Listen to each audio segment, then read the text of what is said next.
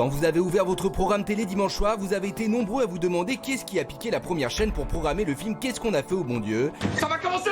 Car oui, si le film a été un franc succès au cinéma, depuis une affaire de viol a touché l'acteur Harry Habitant. Harry Habitant, mis en examen pour viol. Depuis, il se fait donc discret sur les écrans, mais TF1 a décidé de maintenir sa diffusion.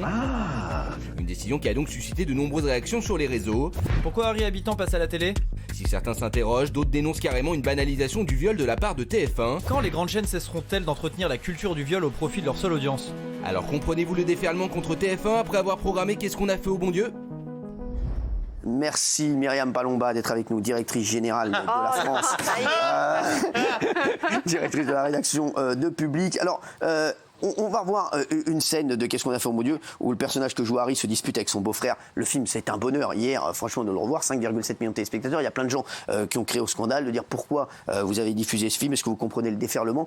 Je voudrais des oui et des non. Si vous avez des petites pancartes à mettre, vous n'avez pas grand-chose à faire dans cette émission, donc faites-le. Regardez cet extrait. C'est quoi, David? Oublie notre rendez-vous. Et oublie ma banque. Je peux toujours te brosser pour que je t'aide à financer ton projet foireux de téléphone vintage. Tu crois que j'ai besoin de toi? J'ai plus de contacts dans les banques que t'en auras jamais. Bouffon, va! Et mets-toi à la page. Les temps ont changé. Les flashs dans la finance, c'est terminé. C'est nous, maintenant, les noix qui avons le vent en poupe. Et on va tout racheter. Tout. Deauville, Equipa, et même Israël. Sur la tombe de ma grand-mère, je vais te défoncer la gueule. Eh ben, viens au falafel. 50 Krav Maga, tu vas comprendre ta douleur. T'interviens pas? si j'interviens, je les couche tous les deux. Non, c'est clair.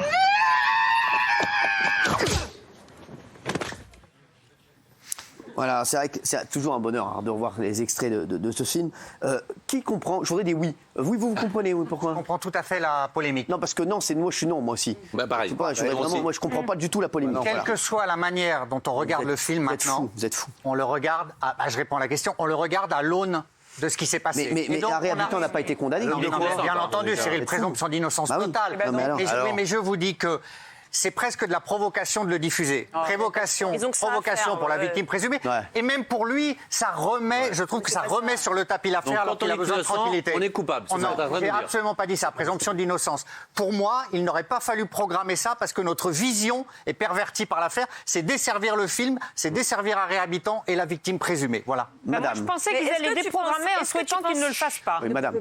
Est-ce que tu penses ça? Ah, vous me faites... S'il vous plaît. Allez-y. Oh, mais ça va. J'adore le public qui fait oh. Sérieux, on dirait qu'elle a pris une boule noire dans Motus. Oh. Oui. Non mais juridiquement, il faut une raison pour déprogrammer. On s'en fout de ça, c'est technique. Kelly, allez-y. Il dit des trucs, on s'en fout de ça. Je sais plus. Voilà, non mais Nicolas, excusez-moi, mais on s'en fout là, c'est jury, on s'en fout, oui. Non, moi, autant qu'on annule potentiellement les spectacles d'Harry Habitant, ça me gêne et je trouve ça sévère parce que les gens choisissent d'y aller ou pas. Là, ça me gêne pour deux raisons. Déjà parce qu'on impose à des millions de téléspectateurs un film dont l'un des protagonistes est mis en examen, faut quand même le rappeler. Et ensuite, j'explique les critiques. Et ensuite parce que dans ce film, on le voit quand même dans le cadre d'une relation amoureuse avec une femme et qu'il y fait quelques blagues grivoises. Alors vous vous rendez compte ce que vous allez chercher? Bah non, mais moi, c'est incroyable. Je pense que ça a gêné plein de gens. Et d'ailleurs, regardez l'audience. Regardez l'audience. 5 millions 7 quand même. Il y a énormément de messages qui disent pourquoi on voit Harry Habitant, pourquoi il est starifié dans ce film, etc. Mais c'est quoi ta référence? C'est Twitter?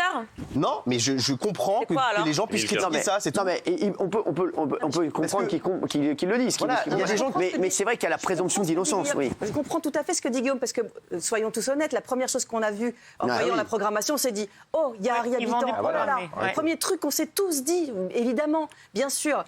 Après, et évidemment que les premières scènes, on ne peut pas s'empêcher d'y penser et de se dire, il est dans cette histoire-là. Est-ce que c'est vrai, est-ce que c'est pas vrai, etc.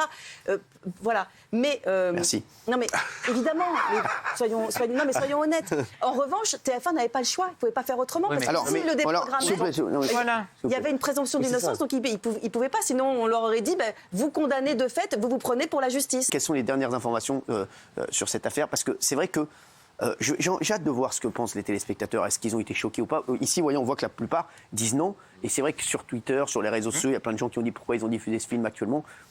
Franchement, je comprends pas. Juste avant qu'on ait les dernières infos, Géraldine, vous dire. Moi, je suis pas du tout d'accord avec Guillaume parce que là, c'est un film choral. C'est un film collégial, il y a toute une équipe. Bien sûr. Alors donc, Christian Clavier, tu le condamnes, tu condamnes le réalisateur, tu condamnes les techniciens, tu condamnes tout le monde. Et pour le coup, on ne peut pas condamner les gens en amont. Pour l'instant, il est présumé innocent. Et donc, je trouve qu'au contraire, tu vois, par exemple, un one-man show, je trouverais ça plutôt un peu compliqué. Ils l'ont fait aussi. Alors, ils l'ont fait aussi, TMC l'a fait la semaine d'après. Moi, je pense que je trouve que c'est plus limite. Mais le film, non, je suis pas d'accord avec toi. Et alors, à ce moment-là, ça veut dire que les gens qui sont condamnés... Alors, il ne faut plus voir les films qui ont été produits par Weinstein. Il ne faut plus télécharger... Non, mais alors, on va pas... Non, mais il ne faut plus télécharger les musiques de Bertrand Cantat. Eux, ils ont été condamnés. Pour l'instant, Harry Habitant n'a pas été condamné. Donc, tu peux pas... Après, la chaîne s'est vraiment posé la question. Ah, c'est vrai. Alors, voilà, on a des infos. La chaîne s'est posé la question. Il y a une réunion de crise avec tout le staff d'Harry Habitant il y a une dizaine de jours. Et c'est là aussi d'ailleurs qu'ils ont décidé que le troisième volet du film serait finalement en salle en février. Et du coup, quand la décision a été prise d'avoir le film, TF1 s'est dit c'est bon, on peut diffuser. Donc voilà, les choses ne sont pas non plus toutes simples. Et la question s'est vraiment posée à TF1. Alors, non, mais c'est faux ce que vous dites, parce que ça veut dire que le film va sortir en février, quelle que soit l'issue de l'enquête. Normalement, il devrait sortir en février. Alors attendez, ça va dépendre aussi un peu de ce qui se passe entre-temps. Parce qu'il y a encore 2 mois là. On sait que suite à cette cellule de crise, quand même, certaines dates de son one-man show ont été complètement annulées, d'autres reportées en février, mais on n'est pas à l'abri qu'elles soient à nouveau reportées. Et voilà, donc il peut se passer beaucoup de choses parce que l'affaire continue. Il y a une enquête en cours. Bien sûr. Oui, Nicolas Pernikov. Mais non, mais je pense que de toute façon, ils vont attendre le résultat du procès. Ils ne peuvent pas décider de le Ça va être dans 5 ans. Mais est-ce que vous avez été choqué, non? Mais non, mais j'ai pas été choqué. Les téléspectateurs non plus. 5 700 000 téléspectateurs, c'est quand même un super résultat pour TF1. Et de l'autre côté, je rappelle qu'il n'est pas coupable. Donc pourquoi tout d'un coup on ferait sauter tous les gens mis en examen? C'est pas possible. Il faut mais tu peux être choqué et regarder. Mais certes, déprogrammé, ça aurait été entre guillemets juger l'affaire à la place de la justice et avant l'heure. Mais en laissant ce film, comme ils ont laissé son one man show, dans lequel il y a des blagues un peu lourdes, il y avait une anecdote. C'est pas lui rendre service. Ce n'est pas lui rendre service parce que les gens, faut dire la vérité. Il y a plein de gens qui ont allumé leur télé, qui ont dit il y a Harry Habitant et qui ont lu le film à la lumière des accusations dont il fait l'objet aujourd'hui. Donc je ne pense pas que c'est lui rendre service en réalité. Ils auraient pu se faire un communiqué. Donc tu veux qu'on lui rende service alors? Non, mais ils auraient pu faire un communiqué en disant compte tenu des accusations dont il fait l'objet, on diffusera le film plus tard. Voilà, c'est tout. Je pense que c'est pas lui rendre service. Il y a un débat moral quand même dont les réseaux sociaux se sont fait l'écho. Faut-il, alors que quelqu'un est mis en examen, diffuser ou pas?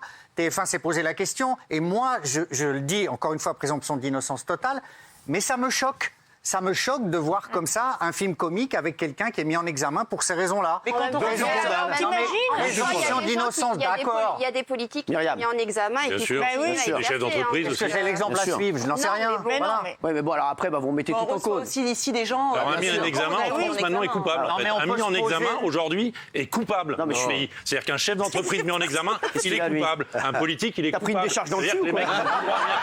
Mais c'est pas ça le truc. Mais derrière le mec, s'il est innocenté, vous lui bousillez sa carrière. Mais attends, si le mec est innocenté, il se passe quoi? Non, je ne suis pas d'accord avec vous. Vous avez tous les métiers derrière. Je ne suis pas d'accord. Et il y a un chef d'entreprise, il reste dans son entreprise. Là, c'est une comédie, il y a 5-6 millions de téléspectateurs qui regardent ce film. T'as Christian Clavier. Je pense qu'il y a d'autres moments pour programmer ce genre de film et que voilà, et que c'est une comédie familiale et que je pense que ça a gêné énormément de monde de voir Harry Habitant dans ce contexte à l'antenne. Moi, je pense pas que c'est gêné tant de gens que ça. Qu'est-ce que vous avez, vous? Mais non, mais il y a un moment donné, il faut arrêter de se branler la tête. Je suis désolé. Je veux dire. Attendez. Vous vous rendez compte de ce que vous dites? Sérieusement, vous avez un mec, il y a 14 rôles principaux dans ce film. Vous allez condamner un film sur TF1 à hors de grande écoute parce qu'il y a un mec qui est mis en examen, qui n'est pas coupable. Donc attendez le résultat du procès au moins. Alors le débat n'est pas si absurde que ça parce qu'effectivement TF1 s'est posé la question. C'est là, il y a 10 minutes. Nous, on en a beaucoup parlé entre nous. Vous avez fait des tests quand même pour la mémoire? Non. Je dis, c'est une conclusion. Oui, mais parce que. Donc c'est bien qu'on l'ait gardé, à mon avis. Oui, d'accord, merci, c'était important de le dire. Et souvenez-vous effectivement que sur France 3, ils avaient déprogrammé quand on leur avait laté la gueule parce qu'ils avaient déprogrammé. Mais ils avaient déprogrammé sur France 3. Non, mais parce que. Oui, Gilles. Ce que dit Nicolas est absurde parce que le temps de la justice, le temps de la justice n'est pas le temps des téléspectateurs, n'est pas le temps de l'émotion. Ça suscite une émotion cette affaire. Nous, on en a beaucoup parlé. Donc vous pouvez pas balayer d'un trait de plume comme ça une mise en examen, mais on s'en fout. Myriam. Après, c'est pas le film qui est condamné s'il le diffuse pas. Bien sûr. Et là, pour le coup, c'est un autre débat. Vous êtes dur. Après, on va voir ce qu'en pensent les téléspectateurs. Juste, Myriam, quelles sont les dernières infos que vous avez? En fait, j'ai pu avoir accès au rapport médico-légal de l'affaire. Donc, en fait, ce que révèle ce rapport, c'est qu'effectivement, il y a eu quelques contusions au niveau... il y aurait eu, j'utilise quand même le conditionnel, quelques contusions au niveau du coccyx qui ont valu à la victime présumée 2 jours d'interruption de travail. d'ITT. Harry, pour l'instant, il nie toujours d'avoir agressé sexuellement cette jeune femme. La victime, à l'heure d'aujourd'hui, je vous le cache pas, elle est, selon mes infos, extrêmement mal. En fait, elle a des crises d'angoisse et des grosses paniques parce qu'à cause de l'ampleur que prend l'affaire. À cause de l'ampleur que prend l'affaire, enfin, sa plus grande peur, c'est que son nom soit révélé dans la presse.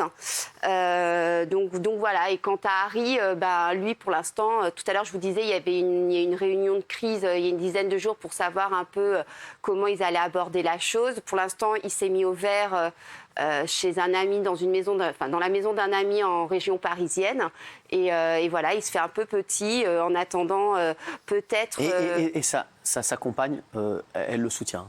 Alors, ouais, sa compagne le soutient. Elle pourrait même... elle est amoureuse.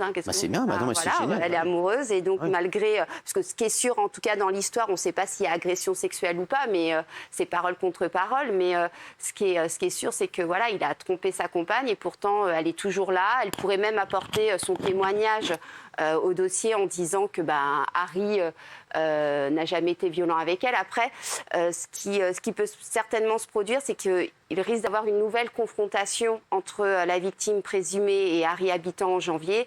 Et je pense que c'est à ce moment-là où tout va un peu se décider.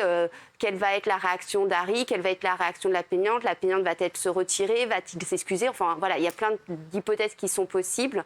Et je pense que c'est à ce moment-là que la carrière d'Harry pourra reprendre ou pas. Gilles, vous avez des infos? Pour le moment, du côté de la victime présumée, c'est silence absolu, aucune information ne filtre, aucune volonté de médiatiser, de parler. Alors ça peut changer dans ces affaires-là. L'avocat, il est bouche cousue. L'avocat, pour le moment, dit je ne veux absolument pas ni parler moi-même, ni que ma cliente apparaisse, ni que rien ne soit révélé.